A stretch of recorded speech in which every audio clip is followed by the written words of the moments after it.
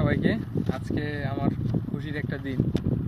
মোটামুটি যখন থেকে ফোন চালাই, স্মার্টফোন, মোটামুটি এসএসসি পরীক্ষা দেওয়ার পর থেকে মোবাইল ফোন, তখন ক্যামেরা অ্যাভেলেবেল ছিল না। তখন থেকে ওই ফোনের ক্যামেরা দিয়ে প্রকৃতির ছবিগুলো তুলতে ভালোবাসতাম। তারপরে আস্তে আস্তে ফোন আপডেট হইলো, তারপরে একটা সময় ক্যামেরা কিনলাম। তো ওই প্রকৃতির ছবি তোলার পিছনে এটা খুলতে খুলতেই দেখাইতে বলি, এটার প্রতি প্রেমটা আসে।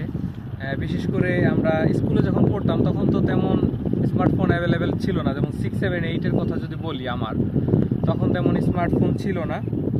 তখন তারিখ দেখার জন্য, স্মার্টফোন কি বাটন ফোনও ছিল না, তারিখ দেখার জন্য আমরা কিন্তু ক্যালেন্ডারগুলোর খুব গুরুত্ব দিতাম।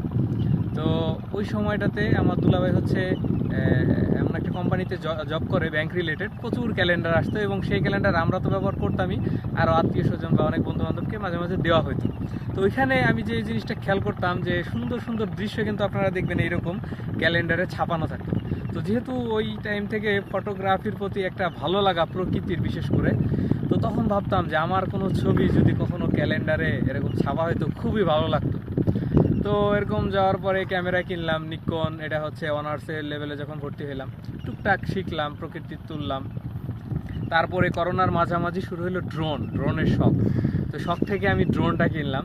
তো ওই ড্রোনের থিঙ্কিংও ছিল, মানুষকে দেখতাম তখন ড্রোন কিছুটা নতুন, ঢাকা পর্যায়ে অনেক ছিল, কিন্তু জেলা পর্যায়ে ড্রোন খুবই কম ছিল। ফরিদপুরে যদি বলি, তখন জানতাম ফরিদপুরে যেমন ওই যে মুশফিকুর রহমান তনু ভাইয়ের একটা ড্রোন ছিল, এটা জানতাম, কিন্তু তার ছবি ওরকমভাবে ফেসবুক, স্মার্টফোন ভালো না থাকার কারণে ছবি ওরকম আসতো না সামনে।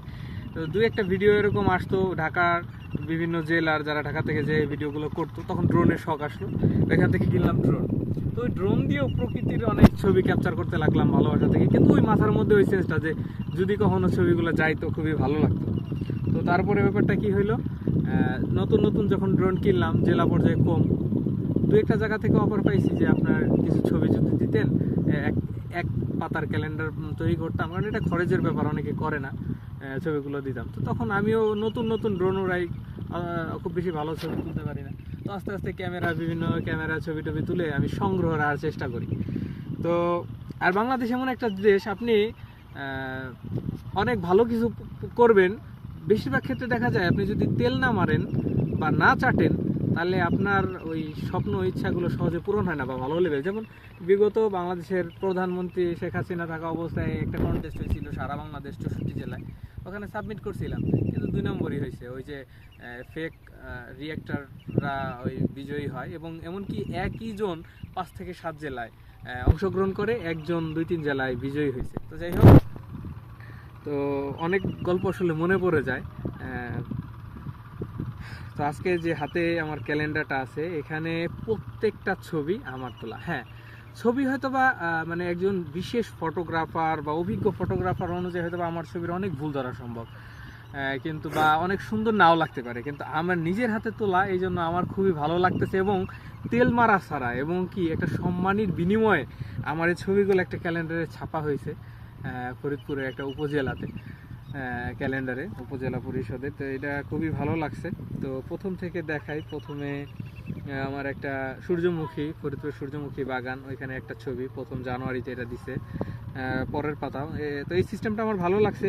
আমরা আগে দেখতাম এক পাতায় শুধু ছবি ও পরের পাতায় তারিখ দেওয়া থাকতো, এখন এটা হচ্ছে 2 পাশেই তারিখ, 2 পাশেই হচ্ছে আপনার ছবি দেওয়া। তো খুবই ভালো লাগছে।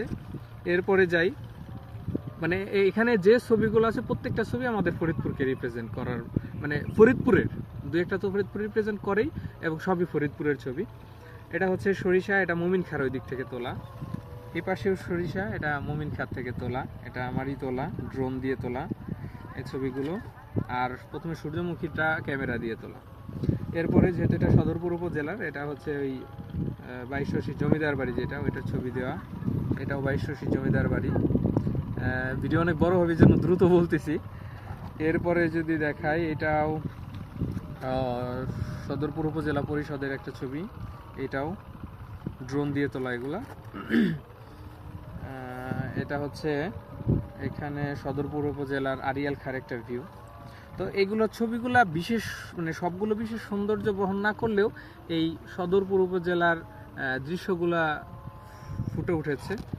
এরপরে যে গুরুত্বপূর্ণ বিষয়, আমি এই ছবি তুলতে এসে এই বিষয়টা জানতে পারলাম, এটা হচ্ছে সবেদা। এই সদরপুর এলাকায়, সদরপুর চরবদ্রসন এলাকায় প্রচুর পরিমাণে সম্ভবত এই সবেদা হয়। তো এই 2 পাতায়, জুন মাসের 2 পাতায় সবেদার ছবি দেওয়া হয়েছে। এরপরে হচ্ছে জুলাইতে হচ্ছে পাটকাঠির দৃশ্য, এক সারিতে বেশ পাটকাঠি। তারপরের পাতায়ও জুলাইতে পাটকাঠির দৃশ্য। এইটা হচ্ছে মধুখালী উপজেলা থেকে তোলা। এরপরে হচ্ছে এইটাও সদরপুর উপজেলার নদী ভাঙন, পাশে নৌকার একটা দৃশ্য, এই পাশেও নদী ভাঙনের একটা দৃশ্য। তারপরে হচ্ছে আমি দাঁড়াই আছি যেখানে আকটের চর, এই আকটের চরের একটা দৃশ্য, এই পাশেও আকটের চরের একটা দৃশ্য। তারপরেও আরেকটা আকটের চরের দৃশ্য, এখানেও আকটের চরে কৃষক গরু নিয়ে যাচ্ছে, সুন্দর একটা দৃশ্য। আর এটা হচ্ছে হাজীগঞ্জ বাজারের নদীর পাড়ের একটা দৃশ্য। এটা বর্ষা মৌসুমে মেঘের উপর থেকে ড্রোন দিয়ে তোলা। এই যে নদীটা দেখতে পাচ্ছেন, উপর থেকে তোলা, মেঘের উপর থেকে, যে মেঘ দৃশ্য সহ।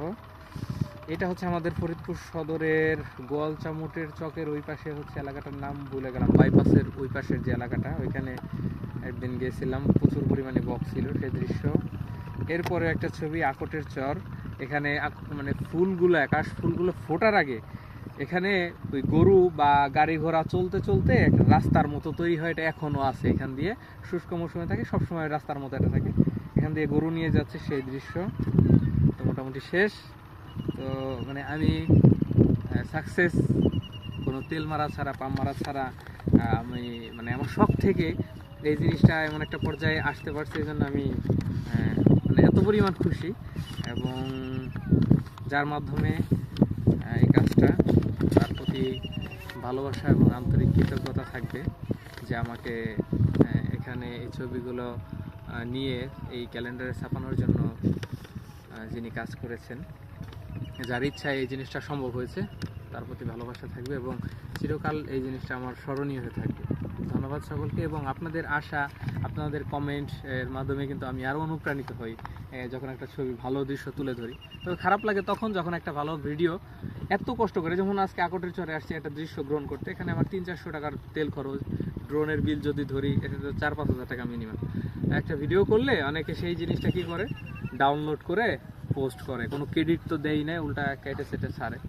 একটা ক্রেডিট দিলে বা ইয়া করলে এরা পরবর্তীতে আরও আগ্রহ পায় এবং ভালো লাগে। আশা করি এরপরে থেকে আপনারা এটা চেষ্টা করবেন, এতে অনুপ্রাণিত হয়ে আরও সুন্দর দৃশ্য দেখলে সেখানে কষ্ট করে যে ওটা ভিডিও করে আপনাদের দেখানোর ইচ্ছা মন চায়, যাতে আপনারাও ঘুরতে পারেন এবং দেখে চোখের যে একটা প্রশান্তি, এটা ভালো লাগে। তো সকলের ভুল ত্রুটি হলে ক্ষমা করবেন। আজকে শেষ করছি এই পর্যন্ত।